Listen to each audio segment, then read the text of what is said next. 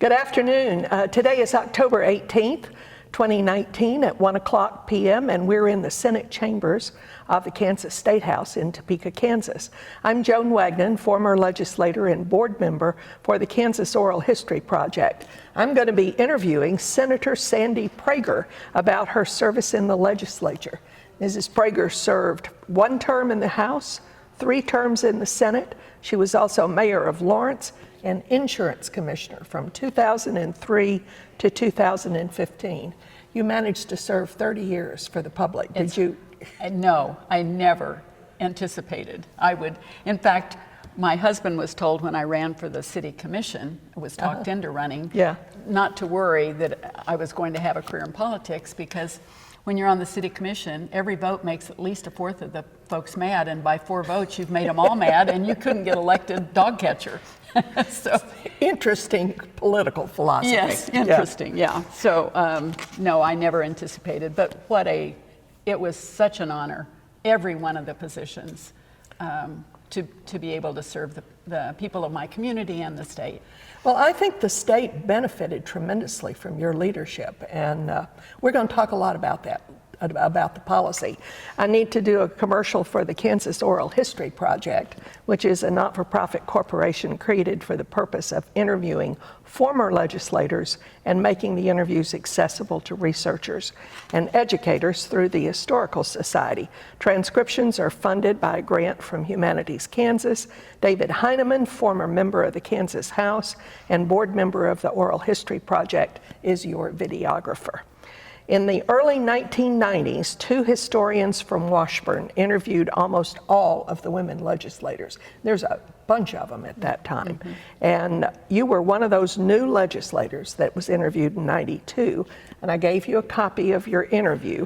And it's a pretty interesting description of how you decided to run. You were rather definite about how you were going to take on that seat. You'd waited for Jessie Branson, bless her heart, and I was encouraged. She was a Democrat from Lawrence, and married to a physician as well, and she and I was encouraged to think about running against her. And she, even though I was a Republican, she was a Democrat, but she was a friend, and I thought, no, I'm not going to do that. So when she decided not to run again, I was called immediately by then Governor Hayden, who said I needed to think about it. And then late in the day, by Senator Nancy Kassebaum. And I thought, okay, now, who suited you up to do this? You didn't just do this on your own. Mike. But Mike, yes, Mike did. So that was pretty awesome to have that kind of support early on. But you came in at such a great time in the House. You were one of 4 or 5 legislators that constantly crossed back and forth on party lines and voted on what you thought were good policy. Well, and I admired you for that more than you can imagine. Well, I think that at any given time we could have as many as 8. Yeah. I think back to, it was a great group of people to work with. We were, I remember election night, good news, bad news. Went Winter said to me, and I said, really, what's the bad news? He said, well, first the good news, you've won. The bad news is you're going to be in the minority party. And only one of 3 times at that point that Democrats had controlled, and Marvin Barkas was an old high school friend. So we were good buddies, and we did work across party lines to just do the right thing. We were all, those of us that were committed to higher education were part of that group. Sure. Those of us that were committed to good social policy were part of that group. So we had we were supportive of mental health issues and a lot of the Medicaid issues. So we had a common theology, I guess you could call it. Theology is a pretty good word. Tell me a little bit about your district. When you first ran, what was it like? Lawrence, the House district was, it was pretty heterogeneous, a mix of ethnic mix, liberal, conservative. So it was easy to run more on policy issues than any kind of a political ideology. You know, really, Joan, back then, I don't think the party labels were nearly as pervasive in terms of dictating as they are today, which I think is unfortunate. Yeah. We ran first and foremost to represent the people that were putting us in office. And unfortunately today that's kind of a novel notion. And we've kind of lost that. Yeah. But in a college town, for sure, higher education was first and foremost. That was absolutely, you had to be supportive of the university. You moved into the Senate rather quickly. Did you get tired of the minority, or? No. Well, you know, there were those who stayed in the House after having worked so closely with Marvin that suffered some consequences. And Marvin lost. And Marvin lost. And the House went back to Republican control. And my parents, who lived in Miami County still and were friends of the Barkases, told me that my mother told me she thought Marvin was going to lose. And I said, oh, he's not going to lose. He's the speaker. He's going to be fine. Well, he did lose. Yeah. And but Went Winter came to me. He was our senator and said he wanted to run for Attorney General, and in 2 years hence. Yeah. And suggested that I should run for the Senate. And I remember Bud Burke stopping and encouraging me when I was being essentially initiated into being a House member. He says, we're going to get you over to the Senate. And I thought, really? But now That's you nice. ran against a young man that hadn't been there very long in the Senate, did you not? Who did you run again for the Senate seat? Well, because Went left. So it was open? It was an open seat, yeah. But later you defeated. I never had an election against an incumbent. Really? Yeah, which is kind of unusual. But when I ran for the House, Jesse was retiring. Right. When I ran for the Senate, Went was leaving office to run eventually for Attorney General. And when I ran for Insurance Commissioner. It was open. It was because open. Kathleen had because left. Kathleen had left and was moving on to run for governor. So, Sure. Which was nice because for me it meant that I was always running for the office because of and to talk about what I thought I could do for the office rather than running against somebody to point out the flaws that I thought they might have, which you kind of have to do when you're running as against an incumbent. So, yeah, I never had to do that. Kansas was in a process of great change during those years. We had the rise of the social conservatives. Mm-hmm. We had changes in districts brought on by reapportionment. We had lots and lots of issues that were out there. How did you experience that change? How did it affect you? Well, fortunately in Lawrence, the social conservatives weren't as numerous and didn't have as much of a voice as they did in other parts of the state. But it's still, being in office, especially in the Senate, as they began their ascendancy, it made things a little bit more difficult. I never had to, my political beliefs didn't change because of their rising voice, because I was from a community like Lawrence, which remained pretty open to liberal ideas and made it much easier. Did you get any pushback from your constituents because you were a Republican?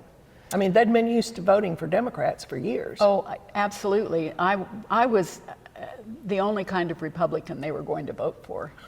Somebody who shared their ideas and ideals. Yeah. And I did get pushback as the Republican conservatives became more a part of the Lawrence landscape.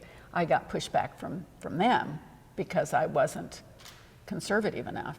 Yeah. So I never felt the pushback from the voters of Lawrence. I want to talk about your committees. One of the things that always amazes me is how many committees people in the Senate serve on.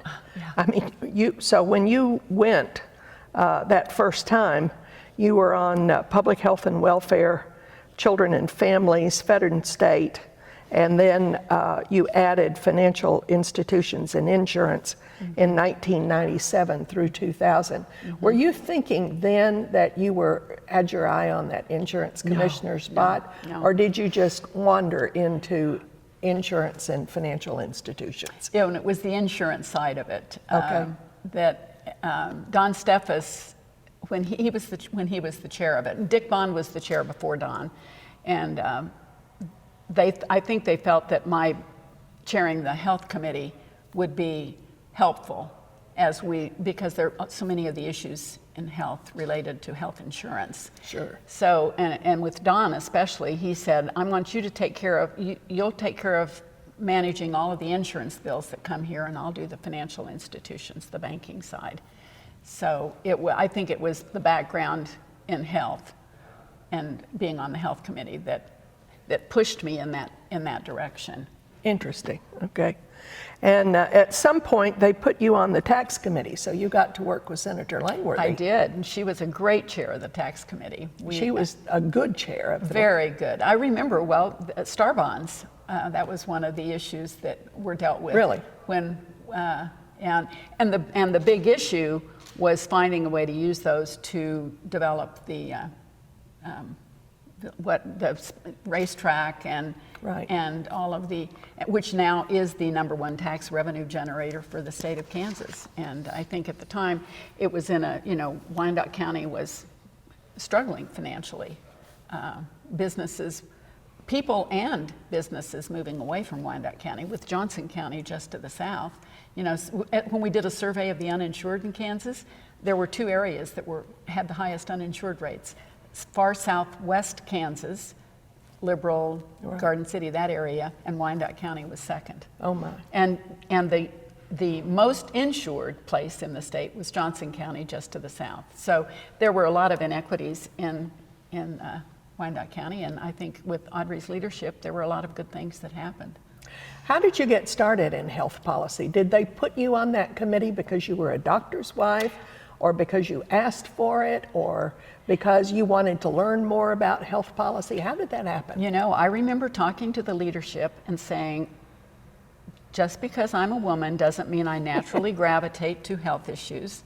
So could I be on Ways and Means? And they said, well, actually, no, you're going to chair. You'll get to chair a committee your very first year in the Senate. It'll be the health committee. And part of it, I think, was being a woman and being married to a physician. Sure. Like somehow I was going to be able to practice medicine without a license.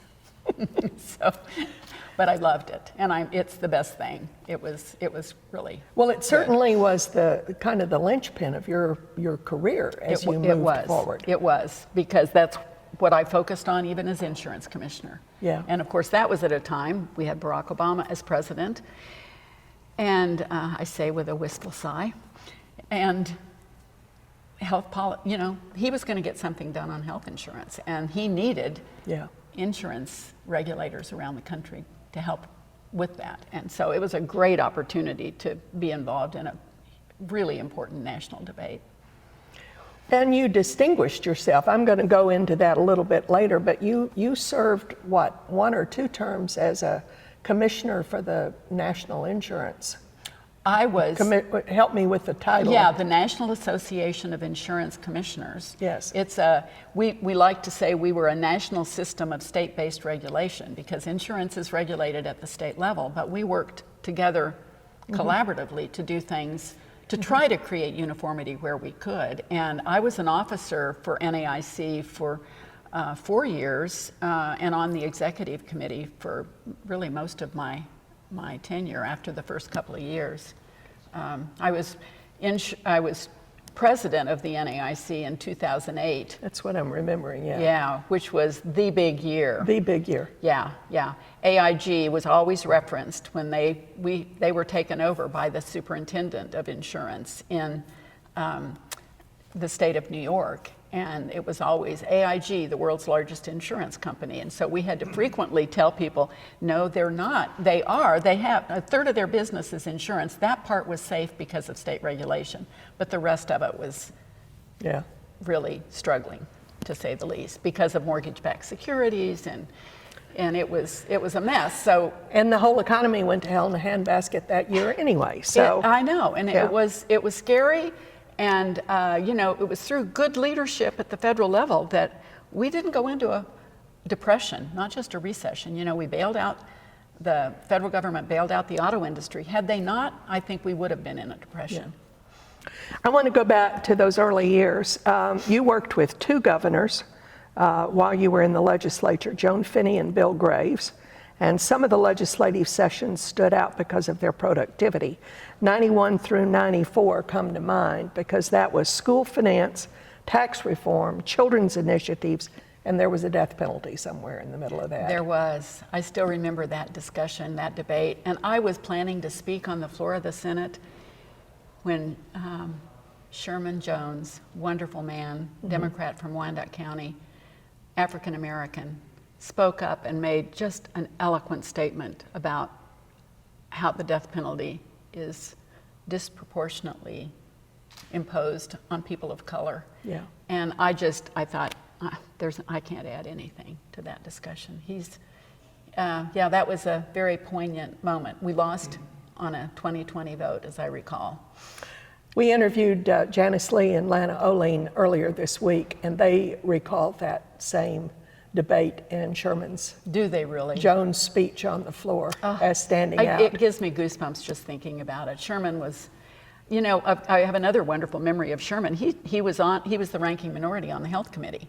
And I remember asking, it was an important, I don't remember the bill, but it was something he had closely watched and been a part of the conversation. And so I asked if he would like to carry the bill on the floor of the Senate, which didn't happen very often for a Democrat because it was reserved for the chairs and we were all Republican. And he did, and he did a great job. And again, I wish we had more of that kind of bipartisanship. It certainly would make things work better. Do you want to comment at all on the interaction of the governor's office with Finney or Graves on any of those issues? I remember the school finance issue and talking with Senator Finney, Governor Finney. Yeah. And eventually I think we got some good things done. It was sometimes hard to bridge that gap between the governor's office, and she tried, I think, very hard to be a part of the discussion, but we had to work pretty hard to get our viewpoints across. She had some definite ideas, but she wasn't necessarily a policy-oriented person. Right, yeah. And so that, the school finance issue was important. That I remember that debate as much as any of them. The Children's Initiatives Committee, you and I served we were on together, and that I think that fund still exists. The Children's Fund. It started. We put the tobacco settlement money into that fund, but it was a way of pulling kids' initiatives out of various funding bills and putting it into one location. We had a blueprint for how we needed to take better care of kids. And when I hear the foster care debates that we're having now, I see that somewhere along the way we lost the blueprint. Yeah, lost our way. I still remember you coming into our meetings. You'd been up half the night typing up the notes and recommendations. I was so impressed with your work ethic, and I didn't know how you did it. You did explain that it was, sometimes just a labor of love. That's what it was. Sitting there. Yeah. And a bit of compulsion. By 1995, politics and issues shifted substantially, in part due to the election of the social conservatives. Tim Schallenberger was Speaker in the House, and Bud Burke had become President of the Senate. The press reported many issues were debated, but few were passed. Now that's a marked change from those years before. Abortion, extension of the state lottery, tax relief, and particularly car taxes were central but unresolved issues. Governor Graves created a tax reform task force to sort all of that out. And by the end of '96, they finally started passing a few bills, including reauthorizing the 35 mill levy for schools. Do you remember that session? Was it particularly difficult? You know, I don't remember much about how it being difficult. I do remember lots of discussion, lots of debate, and some rancor among various, not always Republican, Democrat as much as urban, rural. Yeah. And which made it tough to deal with.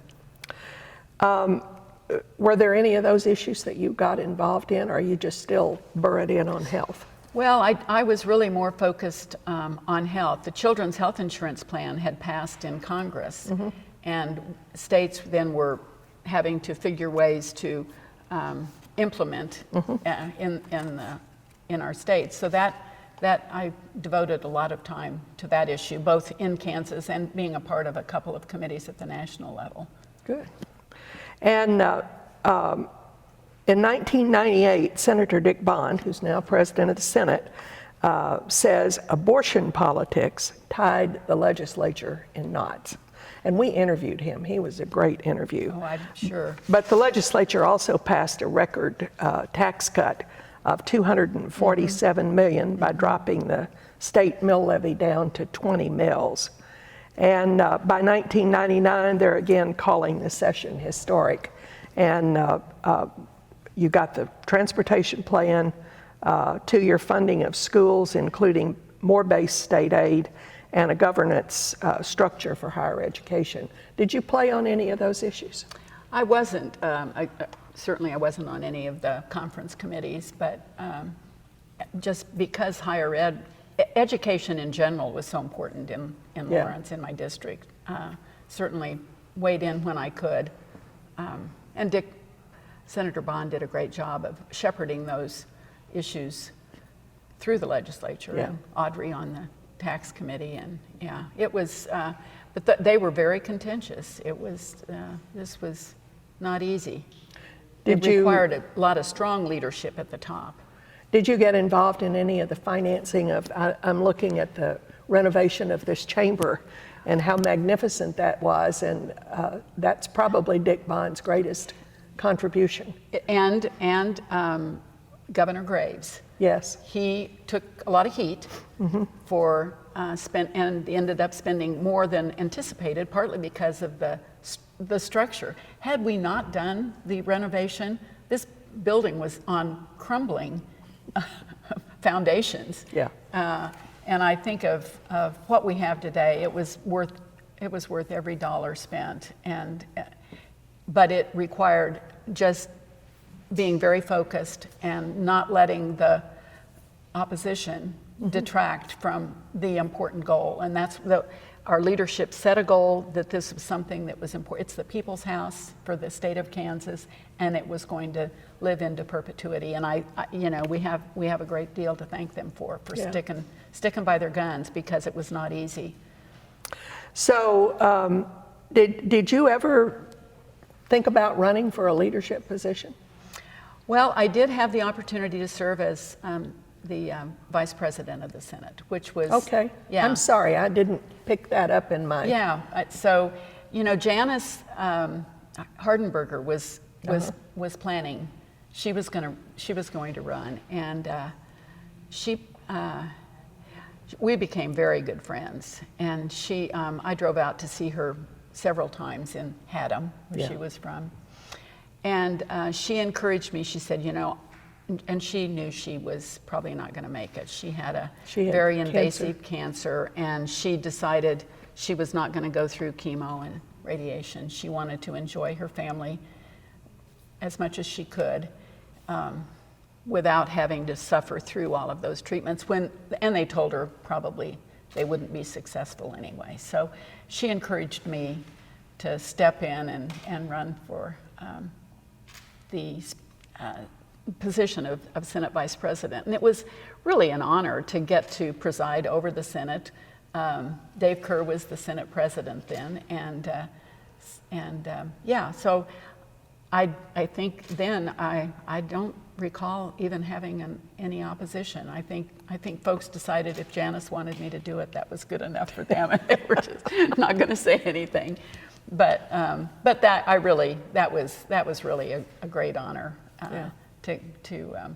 I enjoyed the protocol and the Robert's Rules of Order and the traditions involved in that.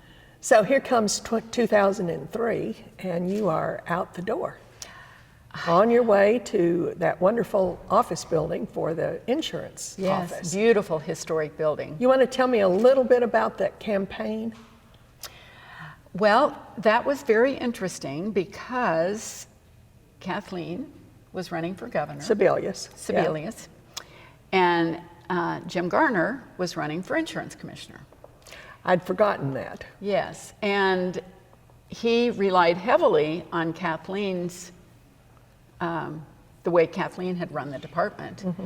And I inherited a lawsuit. And it wasn't a lawsuit, it was a decision that the department had made about whether Blue Cross was going to get sold to Anthem. And it didn't get resolved until I took office. So Jim, I still remember some of the ads he ran with the funeral dirge in the background saying that if I took office, it would be the kiss of death, that I'd allow this to happen. And I had been told if I said anything publicly about what my opinion might be, then I would lose the ability to preside over that opinion because I would have already prejudged and it would have been challenged. And I agreed with that. So I inherited that case, as it were, and we prevailed, and Kathleen's position prevailed. I agreed with her. I wanted to be able to say that publicly. So I felt like when I was running for the office, I had two opponents. I had Jim Garner, but I also had Kathleen because of Jim using her position, especially on the Blue Cross issue. So, so it was fine. It all worked out. And it was, while she was governor, we had a great working relationship.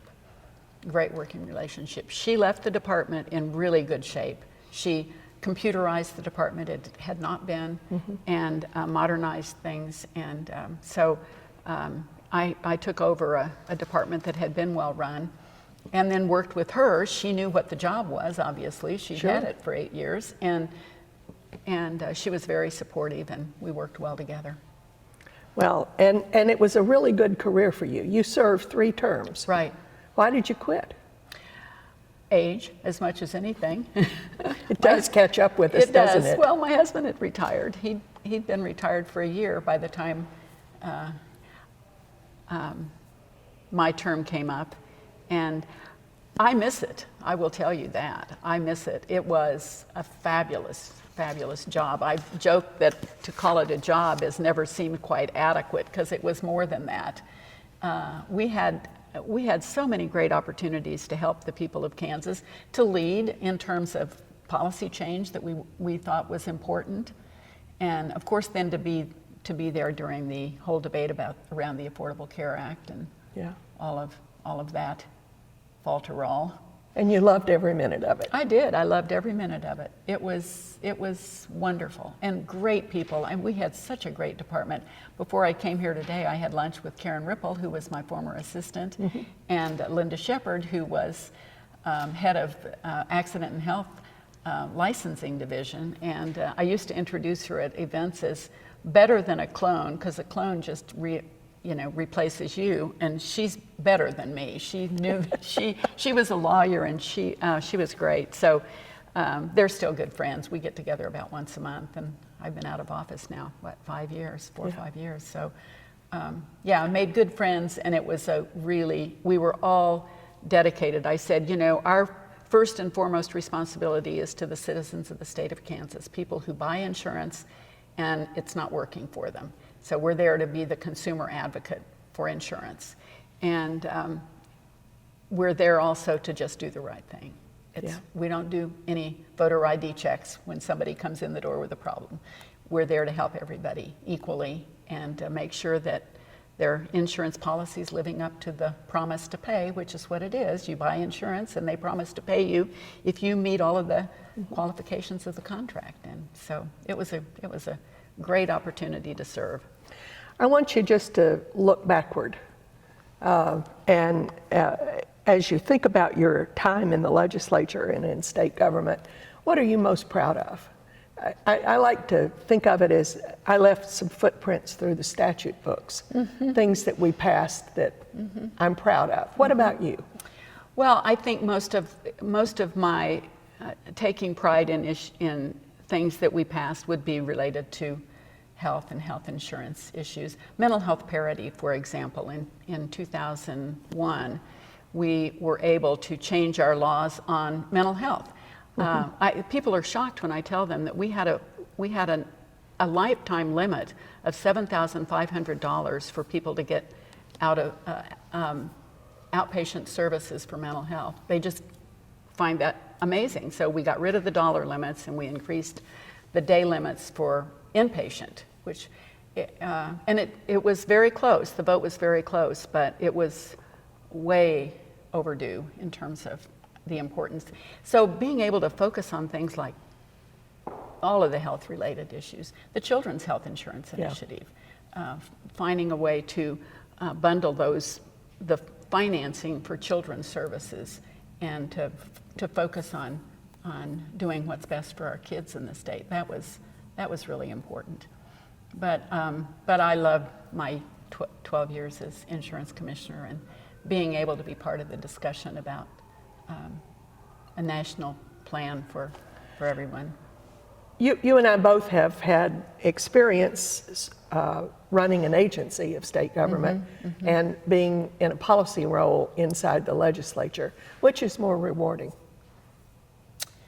Well, they're different, although I think you have an opportunity, I had an opportunity as insurance commissioner to also help direct policy. And maybe it's because I knew how rewarding that work had been in the Senate.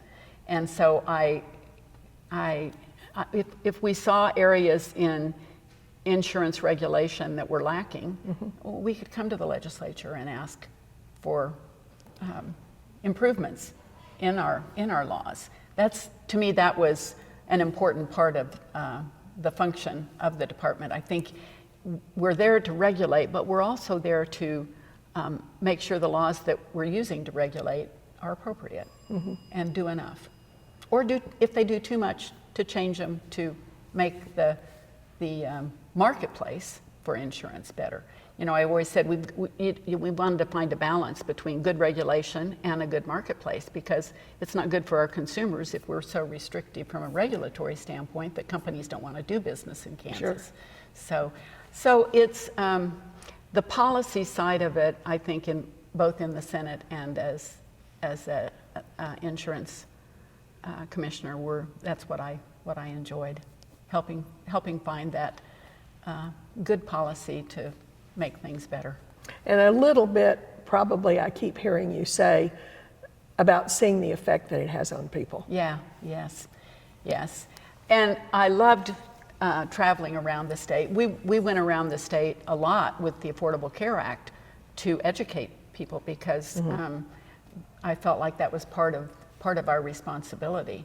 And I can remember we'd get into meetings and there was so much misinformation out there. We'd get into meetings and we'd have half the group would be people on Medicare. Well, how's this going to affect my Medicare? And I'm really nervous. I said, let me just start the meeting by saying, you all can go home, because there's nothing in the Affordable Care Act that affects Medicare. Nothing in Medicare changes, in spite of the fact that, oh my goodness, there were all kinds of... Sure. There always are when you have major public policy change. Yeah. So being able to travel around the state and help I have two more questions. One of the things that we've been looking at in comparing these interviews that you did, and I know it's not a good summary, but throughout the 5 that I've read that we're going to do, women came into those roles not thinking themselves as really being feminists. They were just women. Yes, yes. But that began to change as they saw the importance of what they as women were able to bring to the discussion. So I guess one of my questions is, do you feel that your gender had in some way helped you through this 30 years of legislation? I think it did help. I do remember a discussion at one point about whether or not we should have a women's caucus, and we resisted because we said, no, we're part of a group of legislators, and we don't want to be divided, men and women. But I do think, I said, moms referee schoolyard battles, and there's not a lot of difference between schoolyard battles and some of the battles we would get into in the Senate. So you're basically saying that women do bring a kind of a culture or an approach that's beneficial to the process. Is that correct? I would agree with that, and I do think too, and not to loop everyone into this bucket, but women, I don't think, care as much about who takes credit as if the job is done and done appropriately. So, and I'm not sure that our male counterparts always felt that way. So I think if there is a difference, I think it would be that. I think women brought to the process a desire to be good collaborators and not necessarily wanting to, maybe we didn't want our male counterparts to be threatened by our expertise and ability, but I do think, our ability to build coalitions and was part of being a woman. Sure. Being a mom. So what advice do you have for other women who are planning to go in politics or serve in the legislature? This is your final shot at bringing truth and enlightenment to some young woman who's out there. I have one really important doctrine that I think is important for someone running for office. And if you're afraid to lose, you shouldn't get into the battle in the first place. If you're afraid to lose, you will compromise your values. And I want people that want to run because they're committed to doing what's best for their community or for their state.